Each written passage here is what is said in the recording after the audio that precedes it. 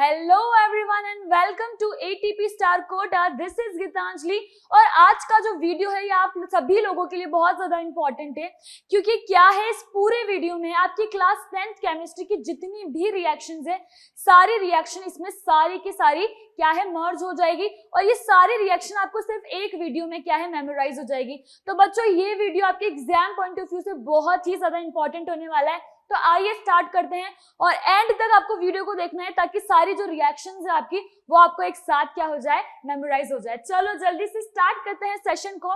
सबसे पहले जो आपका चैप्टर आता है which is chemical reaction and equation. इस चैप्टर में जो सबसे पहले आप पढ़ते हो वो पढ़ते हो कि जो मैग्नीशियम आपका होता है, मैग्नीशियम क्या करता है, ऑक्सीजन के साथ में बॉन्ड करता है और मैग्नीशियम ऑक्साइड बनाता है। Mg क्या करता है, reacts with O2 to give MgO which is magnesium oxide. और जैसे कि एक्सपेरिमेंट का ऑलरेडी आपने शॉर्ट भी देखा होगा कि आप जब इसको बर्न करते हो तो यहाँ से क्या एक व्हाइट फ्लेम निकलती है, ठीक है, बिल्कुल सही। और ये क्या होता है, पाउडर में कन्वर्ट हो जाता है। बात करते हैं अपनी नेक्स्ट रिएक्शन की, जो कि क्या है, नेक्स्ट रिएक्शन है जब आप क्या करते हो, ग्रेनुलेटेड जिंक जो होते हैं ना, उनको जब आप कंसंट्रेटेड H2SO4 में डालते हो तो वहां पर आपका क्या बनता है, ZnSO4 और H2 बन जाता है। तो ये जो एक्सपेरिमेंट है इसमें से क्या है, हाइड्रोजन गैस निकल रही है। यहाँ पर आपको दिख रहा है कि हाइड्रोजन गैस निकल रही है, तो वो हाइड्रोजन गैस को क्या करते हो, आप कोक लगा के बंद कर देते हो, फिर आप ये करते हो इस हाइड्रोजन गैस की जो प्रेजेंस है उसको देख सकते हो। ठीक है, चलिए बात करते हैं अपने नेक्स्ट क्वेश्चन की, क्योंकि आपको पता है कि केमिकल रिएक्शन इक्वेशन में जो आपका इंपॉर्टेंट एक चीज है वो क्या है, बैलेंसिंग द केमिकल रिएक्शन। तो वहां पर जो एक इक्वेशन यूज हुई थी वो ये है कि जो आयरन है वो H2O के साथ रिएक्शन करता है और फॉर्म करता है Fe3O4 और क्या बना देता है, H2 बना देता है। तो ये रिएक्शन तो आएगी सबने कर ही रखी होगी, क्योंकि बैलेंसिंग तो बहुत ही ज्यादा इंपॉर्टेंट है। ओके, नेक्स्ट बात करते हैं कॉम्बिनेशन रिएक्शन की। कॉम्बिनेशन रिएक्शन क्या होता है, व्हेन क्या होता है, व्हेन टू और मोर रिएक्टेंट जो होते हैं वो कंबाइन होते हैं और क्या करते हैं, एक न्यू प्रोडक्ट को फॉर्म कर देते हैं। जैसे कि अगर अपन बात करें तो यहाँ पर CaO है जो कि क्या होता है, कैल्शियम ऑक्साइड, जिसको आप क्या बोलते हो, क्विकलाइम भी बोलते हो। इसकी रिएक्शन करवाते हो आप किसके साथ, वाटर के साथ। तो क्या बनता है यहाँ पर, CaOH का whole twice which is calcium hydroxide also known as slaked lime. ठीक है, ये आपको पूरा अच्छे से आ गया समझ में। इसके बाद जो आपकी रिएक्शन दे रखी है कॉम्बिनेशन में वो है कंबंशन की। जैसे कि जब आप किसी भी कार्बन को ऑक्सीजन के साथ में बर्न करते हो तो आपका CO2 कार्बन डाइऑक्साइड बन जाता है। फिर जब आप H2 को O2 के साथ रिएक्शन करते हो तो आपका जो वाटर है वो फॉर्म हो जाता है। इसके बाद है बर्निंग ऑफ नेचुरल गैस। यहाँ पर जो आपकी मीथेन होती है, मीथेन क्या है, एक नेचुरल गैस है। इसको जब आप बर्न करते हो ऑक्सीजन की प्रेजेंस में तो क्या होता है, वहां पर CO2 वाटर आपका निकल जाता है। इसके बाद बहुत ही इंपॉर्टेंट रिएक्शन जो अपन बायोलॉजी में भी देखते हैं वो है ग्लूकोज। जो ग्लूकोज होती है ना, ग्लूकोज का कन्वर्जन कैसे होता है, ठीक है, एरोबिक जो आपका एक प्रोसेस होती है, तो ग्लूकोज जो होती है उसकी O2 मतलब ऑक्सीजन, जो कि एरोबिक रेस्पिरेशन होता है, ऑक्सीजन की प्रेजेंस में जब उसका कन्वर्जन करते हैं तो आपका CO2 H2O और एक लार्ज अमाउंट में बहुत एनर्जी निकलती है। इस एनर्जी को आप क्या बोलते हो, ATP बोलते हो। ओके, यहाँ पर अपनी पूरी बात हो चुकी थी कि कॉम्बिनेशन में क्या क्या इंक्लूडेड है। नेक्स्ट अपन बात करते हैं अपनी डीकंपोजिशन रिएक्शन। हाँ, डीकंपोजिशन रिएक्शन क्या होता है, जब एक सिंगल रिएक्टेंट जो होता है वो 2 और मोर प्रोडक्ट देता है। तो यहाँ पर अगर आप देखोगे तो जो आपका Fe2SO4 है, फेरस सल्फेट, जब आप उसको क्या कर रहे हो, यहाँ पर आप क्या करते हो, बहुत सारे उसको क्या करते हो, टेम्परेचर प्रोवाइड करते हो, मतलब एनर्जी देते हो, जिससे आप या तो उसको हीट कर सकते हो। इसके अलावा आप क्या करते हो, लाइट की प्रेजेंस में करवा सकते हो या फिर उसके साथ में इलेक्ट्रिसिटी भी पास करवा सकते हो। तो यहाँ पर क्या होता है, ये जो फेरस सल्फेट है इसकी जब आप क्या करते हो, इसको हीट करते हो तो क्या होता है, यहाँ पर फेरिक ऑक्साइड SO2 और आपका SO3 निकल जाता है। ठीक है, तो ये क्या है, एक रिएक्टेंट है और इससे कितने सारे आपको दिख रहे हैं कि प्रोडक्ट मिल रहे हैं। इसके बाद अपन नेक्स्ट बात करते हैं आपके लाइमस्टोन की, जिसका फॉर्मूला होता है CaCO3 कैल्शियम कार्बोनेट, है ना। जब इसको जब आप हीट करते हो, जब भी आप आपके लाइमस्टोन को हीट करोगे तो आपका क्या है, CaO कैल्शियम ऑक्साइड यहाँ पे निकल जाएगा जो कि क्विकलाइम होता है और CO2 गैस वहां से निकल जाएगी। ठीक है, अब अपन नेक्स्ट जो अपन बात करते हैं रिएक्शन की वो क्या है, लेड नाइट्रेट की। ये आपकी एक एक्टिविटी में दे रखा है कि जब आप लेड नाइट्रेट को क्या करते हो, लेड नाइट्रेट को हीट करते हो तो उसके अंदर से ब्राउन फ्यूम्स निकलती है। ठीक है, तो जो लेड नाइट्रेट को आपने हीट करा, ब्राउन फ्यूम्स निकली, वो क्या बताती है कि वहां पर क्या प्रेजेंट है, NO2 गैस। NO2 गैस की प्रेजेंस को देखने के लिए क्या देखते हैं, ब्राउन फ्यूम्स देखते हैं। तो जैसे आपने लेड नाइट्रेट को हीट करा, लेड ऑक्साइड आपका अलग निकल गया, लेड ऑक्साइड बन गया और साथ में NO2 और O2 बन गया, जिससे आपको NO2 की प्रेजेंस किससे पता चलेगी? ब्राउन फ्यूम से। ये बहुत बार आपके क्वेश्चन भी पूछ लिया जाता है कि ब्राउन गैस किससे निकलती है ना, और ब्राउन गैस निकली मतलब क्या फॉर्म हुआ है, ठीक है। इसके बाद जो नीचे रिएक्शन आती है वो कौन सी है? फोटोलिटिक। फोटोलिटिक रिएक्शन मतलब क्या रिएक्शन, कौन सी रिएक्शन होगी? जो लाइट के प्रेजेंस में होगी। तो जैसे ही आपने क्या करा, इसका भी एक एक्सपेरिमेंट दे रखा है, आपने एक विंडो के सामने क्या रखा, एक वॉच ग्लास में आपने AgCl रखा, जो कि कौन से कलर का होता है? व्हाइट कलर का होता है। सबको पता है जितने भी के केमिकल जितने भी होते हैं मोस्टली वो व्हाइट कलर के ही होते हैं। AgCl को आपने वॉच ग्लास के अंदर खिड़की के सामने रख दिया। थोड़ी देर बाद आपने जाकर देखा तो क्या हुआ, वो जो व्हाइट कलर का आपका था सोल्ट जो भी था कंपाउंड, वो क्या किसमें कन्वर्ट हो गया? ग्रे कलर में कन्वर्ट हो गया। तो जैसे ही ये व्हाइट किसमें कन्वर्ट हुआ? यहाँ पर ग्रे में कन्वर्ट हुआ। इसका मतलब क्या है? वहां पर क्योंकि पता है कि सिल्वर का कलर ग्रे होता है तो सिल्वर बन गया, और जो आपकी क्लोरीन गैस थी वो क्या थी? इवॉल्व आउट हो गई, मतलब निकल गई। अब नेक्स्ट बात करते हैं, ऐसी सेम रिएक्शन शो करता है कौन? आपका AgBr, सिल्वर ब्रोमाइड। उसको भी जब सनलाइट के साथ रखते हो तो Ag अलग हो जाता है, ब्रोमाइड गैस आपकी अलग हो जाती है, मतलब कि इवॉल्व हो जाती है। अब आते हैं अपने नेक्स्ट जो आपकी रिएक्शन है टाइप, जिसका नाम है डिस्प्लेसमेंट रिएक्शन। डिस्प्लेसमेंट का मतलब क्या होता है? जब आपका जो एक जो सब्सटेंस है, एक कोई भी आपका जो कंपाउंड है वो क्या करेगा? दूसरे कंपाउंड को डिस्प्लेस कर देगा उसके सोल्यूशन से, तो उसको क्या बोलते हो? Displacement reaction. जैसे आयरन है, इसका आप एक एक्सपेरिमेंट भी देखते हो। यहाँ पर आपने क्या करा, आपने यहाँ पर कॉपर सल्फेट का सॉल्यूशन लिया टेस्ट ट्यूब में, ठीक है। टेस्ट ट्यूब में आपका क्या है? कॉपर सल्फेट का सॉल्यूशन है, यहाँ पर कॉपर सल्फेट का सॉल्यूशन है, ठीक है। आपने क्या करा फिर? आपने ली एक आयरन नेल। आयरन नेल अपन को क्या मिल जाती है नॉर्मली, उस आयरन नेल के साथ आपने क्या करा? उसको कॉपर सल्फेट के सॉल्यूशन में डाल दिया। जैसे ही आपने आयरन नेल को निकाला तो क्या हुआ? वो जो आपका आयरन नेल थी उसका कलर क्या हो गया? ब्राउन हो गया। मतलब वहां पर क्या हो गया? कॉपर फॉर्म हो गया, और जो आपका सोल्यूशन है वो व्हाइट हो गया। सोल्यूशन के व्हाइट होने का मतलब क्या है? जो सोल्यूशन आपका ब्लू था तो कॉपर की वजह से ब्लू था, फिर जैसे ही व्हाइट हो गया मतलब वहां पर क्या फॉर्म हो गया? Iron sulphate, FeSO4, iron sulphate यहाँ पर आपका फॉर्म हो गया, इसलिए सॉल्यूशन क्या है आपका? व्हाइट हो गया। और जो आपकी नेल है जो ब्राउन हो गई वो इसलिए हो गई क्योंकि उसमें क्या हो गया? कॉपर आ गया, कॉपर जाके उसमें क्या हो गया? एक्यूमुलेट हो गया। अब बात करते हैं अपनी डबल डिस्प्लेसमेंट रिएक्शन की। डबल डिस्प्लेसमेंट रिएक्शन क्या होती है? जब म्यूचुअल एक्सचेंज होता है आयंस का बिटवीन टू कंपाउंड। जैसे कि आप बात करो तो यहाँ पर जो आपका सोडियम सल्फेट होता है Na2SO4, इसके आपने बेरियम क्लोराइड के साथ में रिएक्शन करवाई विच इज BaCl2। तो जैसे ही आप इसके रिएक्शन करवा रहे हो तो आपका BaSO4 बन रहा है। अगर इसको देखो आप तो एक टेस्ट ट्यूब है, टेस्ट ट्यूब में आपने क्या करा? यहाँ पर आपके पास था Na2SO4, ठीक है। इसके अंदर आपने जो यहाँ पर BaCl2 का सॉल्यूशन था इसके अंदर, वो आपने क्या करा? इसमें डाल दिया। इसमें डालने के बाद क्या हुआ? यहाँ पर आपको क्या दिखा? यहाँ पर क्या होगा? यहाँ पर आपके एक क्या बन जाएगी? सॉलिड इनसोल्यूबल एक पार्टिकल बन जाएगा। तो ये जो आपका सॉलिड इनसोल्यूबल बना है किसी लिक्विड सॉल्यूशन में, इसको क्या बोलते हो आप? PPT बोलते हो। क्या बोलते हो इसको? प्रेसिपिटेट और PPT। ये PPT किसकी बनती है? ये बनती है बेरियम यहाँ पर सल्फेट की। तो ये PPT किसकी है? आपके BaSO4 बेरियम सल्फेट की, ठीक है। और जो आपका बाकी का NaCl है जो कि एक सोल्ट है वो आपका निकल जाता है। तो ठीक है, यहाँ तक आपको समझ में आ गया होगा। अब जो आपकी लास्ट रिएक्शन होती है इस चैप्टर की वो क्या होती है? Oxidation and reduction. Oxidation and reduction is also known as redox reaction. इसको क्या बोलते हो आप? रिडॉक्स रिएक्शन भी बोलते हो। रिडॉक्स मतलब रेड मतलब रिडक्शन, ऑक्स मतलब ऑक्सीडेशन, मतलब आपका रिडक्शन और ऑक्सीडेशन क्या है? साइमल्टेनियसली हुआ है। तो यहाँ पर इसकी रिएक्शन आप देखते हो ये वाली, तो इसमें क्या होता है? कॉपर ऑक्साइड को क्या करते हो? जब आपने क्या करा? कॉपर ऑक्साइड को क्या करा? आपने हाइड्रोजन के साथ में उसकी रिएक्शन करवाई तो आपका कॉपर अलग निकल गया और H2O अलग चला गया। मतलब जिसने ऑक्सीजन को क्या करा है? लूज करा है। जिसके पास ऑक्सीजन था जो कि क्या था? कॉपर। कॉपर के पास आपको दिख रहा है यहाँ पर ऑक्सीजन है, तो इसने क्या करा? इस ऑक्सीजन को दे दिया और कॉपर में चेंज हो गया। मतलब ऑक्सीजन का रिमूवल हुआ है, जिसको क्या बोलते हैं? रिडक्शन। जब आपके O2 का क्या हुआ है? रिमूवल हुआ है, तो उसको क्या बोलते हैं? रिडक्शन। इसके बाद अगर अपन बात करें आपके H2 की, तो H2 के पास कुछ भी नहीं था, मगर इसने क्या करा? ऑक्सीजन को गेन किया। जब इसने ऑक्सीजन को क्या करा? गेन किया, तो इसने क्या करा? ऑक्सीडेशन करा। यहाँ पर आप H2 से देख रहे हो कि H2O फॉर्म हो गया। तो इस तरह से ऑक्सीडेशन मतलब होता है गेन ऑफ ऑक्सीजन, और रिडक्शन मतलब क्या होता है? लूज ऑफ ऑक्सीजन, है ना। ठीक है, अब यहाँ तक आपको समझ में आ गया है। इसके अलावा इसने यहाँ पर दे रखी है जिंक ऑक्साइड की रिएक्शन जब आप कराते हो कोल के साथ में, कार्बन के साथ में, तो वहां पर Zn बन जाता है, कार्बन मोनोऑक्साइड फॉर्म हो जाता है।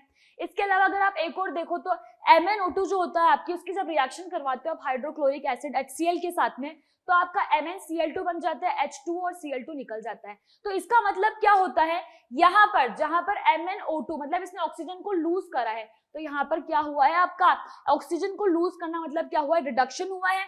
और क्योंकि आपके H ने हाइड्रोजन जो HCl वाला हाइड्रोजन है उसने गेन किया है, तो यहाँ पर क्या हुआ है आपका ऑक्सीडेशन हुआ है। इस तरह से आई थिंक आपको ऑक्सीडेशन रिडक्शन समझ में आ गया होगा। अब आता है आपका नेक्स्ट चैप्टर जिसका नाम है एसिड बेसिस एंड सोल्ट। तो इसमें सबसे पहले देखते हो आप जो भी केमिकल प्रॉपर्टी शो करता है एसिड और बेसिस, तो एसिड मेटल के साथ में कैसे रिएक्ट करता है सबसे पहले ये देखते हैं।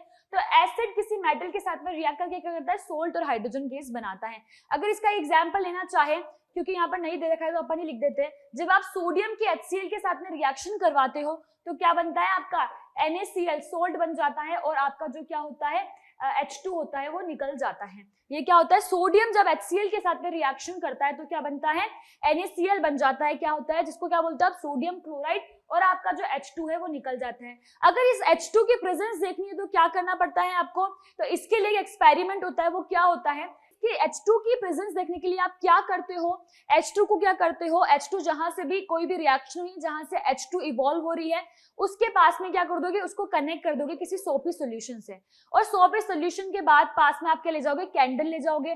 तो कैंडल जब लेकर जाओगे तो वहां पर एक पॉप साउंड होगा। तो अगर वहां पर क्या है, पॉप साउंड हुआ है, तो वो पॉप साउंड क्या करता है, वो इंडिकेट करता है प्रेजेंस ऑफ H2, क्या हाइड्रोजन गैस की प्रेजेंस को क्या करता है, इंडिकेट करता है। ये जो H2 जहां से निकल रही है वहां पर आपने सोपी सॉल्यूशन क्या कर दिया, एक सेटअप रख दिया, सोपी सॉल्यूशन के पास में कैंडल ले गए, तो कैंडल से क्या हुआ, पॉप साउंड निकला। ठीक है, इसके बाद एक और रिएक्शन जो आपको देखने को मिलती है वो ये होता है कि जब आप किसी बेस की रिएक्शन करवाते हो मेटल के साथ में, विच इज जिंक, जिंक को जब आप जानते हो सोडियम हाइड्रोक्साइड के अंदर, तो आपका क्या बनता है, Na2ZnO2, Na2ZnO2 क्या होता है, सोडियम जिंकेट। ये रिएक्शन बहुत इंपॉर्टेंट है, सोडियम जिंकेट बनता है, आपका हाइड्रोजन गैस फिर से इवॉल्व हो जाता है। नेक्स्ट बात करते हैं reaction of a base and acid, मतलब कि जो एसिड और बेस है दोनों आपस में रिएक्शन कर रहे हैं और सोल्ट बना रहे हैं। ये रिएक्शन क्या होती है आइए देख लेते हैं। जब आपने क्या करा, आपने लिया एक बेस जो कि सोडियम हाइड्रोक्साइड NaOH, फिर आपने एक एसिड लिया जो कि क्या है HCl, जब इनकी रिएक्शन करवाई तो क्या बन गया आपका NaCl, और आपका क्या बन गया साथ में H2O बन गया। तो ये क्या रिएक्शन, कौन सी रिएक्शन होती है, न्यूट्रलाइजेशन रिएक्शन।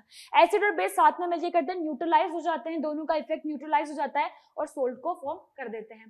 ठीक है, नेक्स्ट बात करते हैं अपन अपने reaction of metal carbonate and metal hydrogen carbonate. मतलब जो कोई भी आपका एसिड है वो किसी मेटल कार्बोनेट के साथ में और मेटल हाइड्रोजन कार्बोनेट के साथ में कैसे रिएक्शन करता है।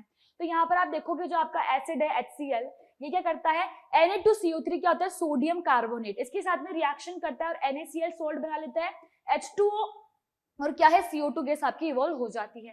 फिर बात करते हैं आप किसकी, सोडियम हाइड्रोजन कार्बोनेट की। ठीक है, तो जब आप किसी मेटल हाइड्रोजन कार्बोनेट की रिएक्शन करवाते हो एसिड के साथ में, तो क्या है, दोबारा NaCl H2 और CO2 फॉर्म हो जाता है, एज इट इज पूरा का पूरा वो का वही सेम फॉर्म हो जाता है।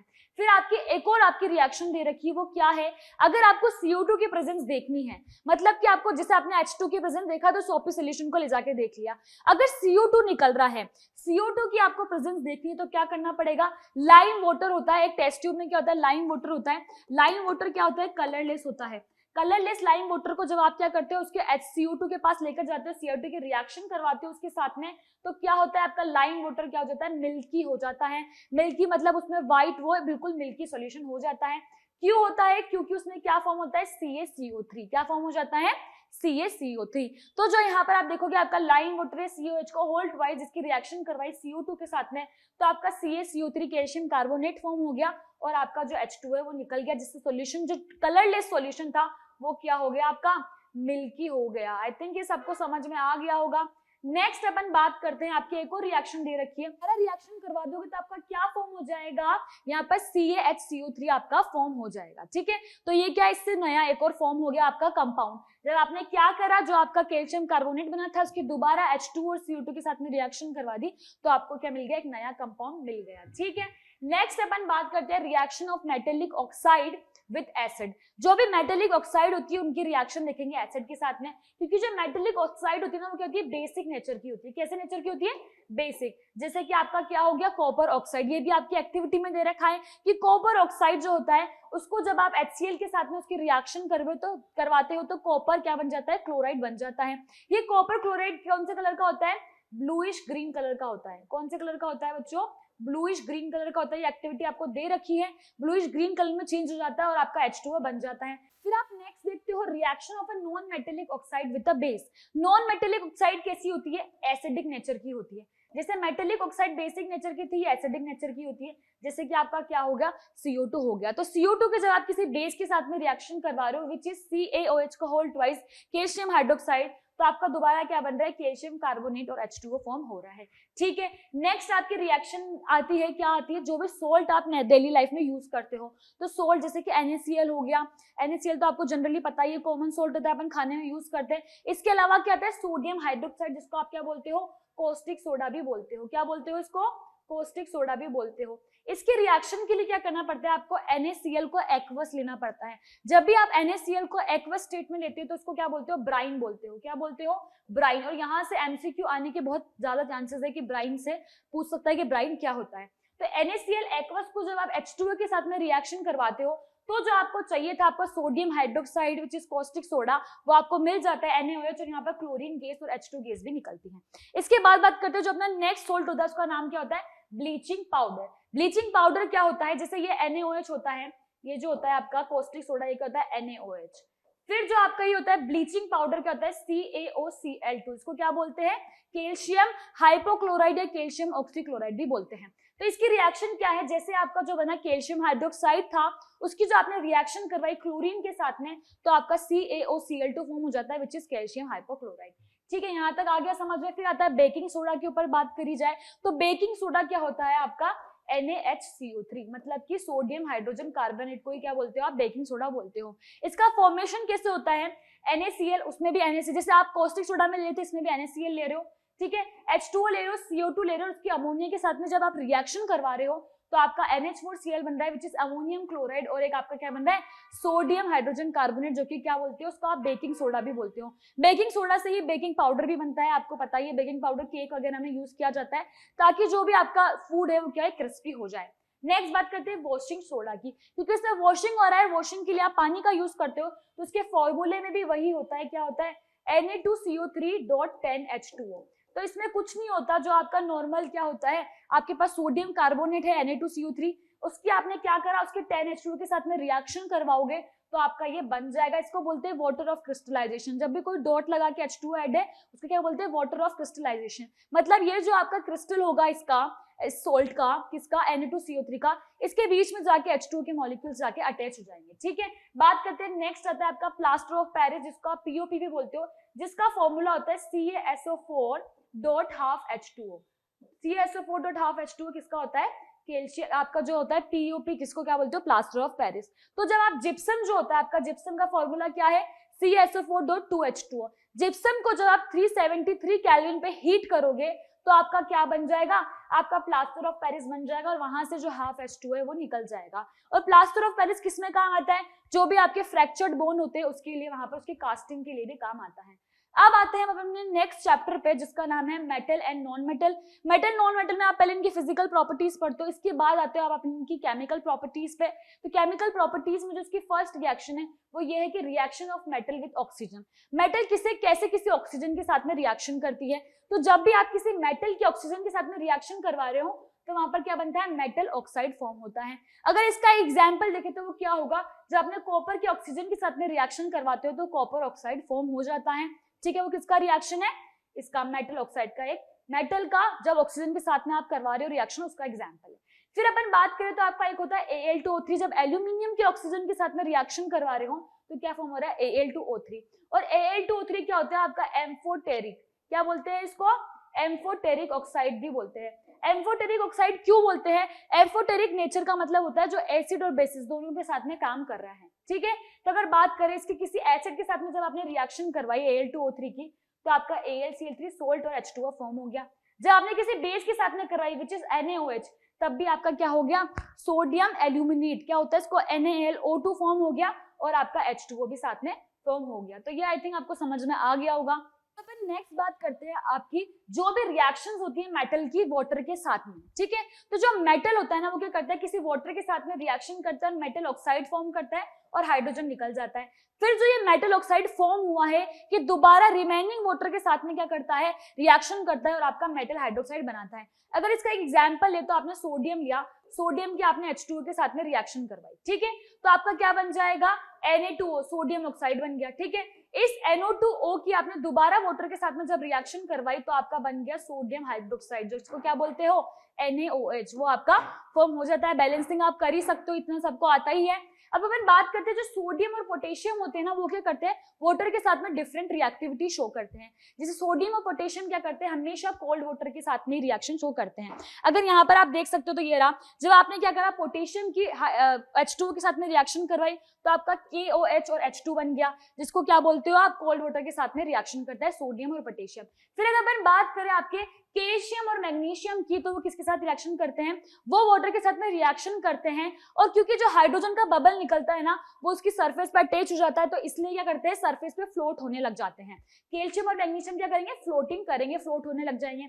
अगर बात करें एल्यूमिनियम और आयरन की तो ये क्या करते हैं, किसके साथ करते हैं, स्टीम के साथ में रिएक्शन करते हैं। स्टीम के साथ में जब स्टीम वाटर के साथ में जब रिएक्शन करवाते हैं तो क्या करते हैं, सोल्ट और H2 प्रोड्यूस कर देते हैं, ठीक है। ये रिएक्शन आई थिंक सबको समझ में आ गई होगी। नेक्स्ट बात करते हैं किसी भी मेटल की reaction with another metal. जब आप किसी मेटल की किसी दूसरे मेटल के सोल्ट के साथ में रिएक्शन करवा रहे हो, जब आप मेटल A की रिएक्शन करवा रहे हो सोल्ट सॉल्यूशन ऑफ B के साथ में, तो क्या हो रहा है, वो रिप्लेस हो रहा है और सोल्ट सॉल्यूशन ऑफ A और मेटल B निकल रहा है। इसके लिए क्या करते हैं, आप रिएक्टिविटी सीरीज पढ़ते हो।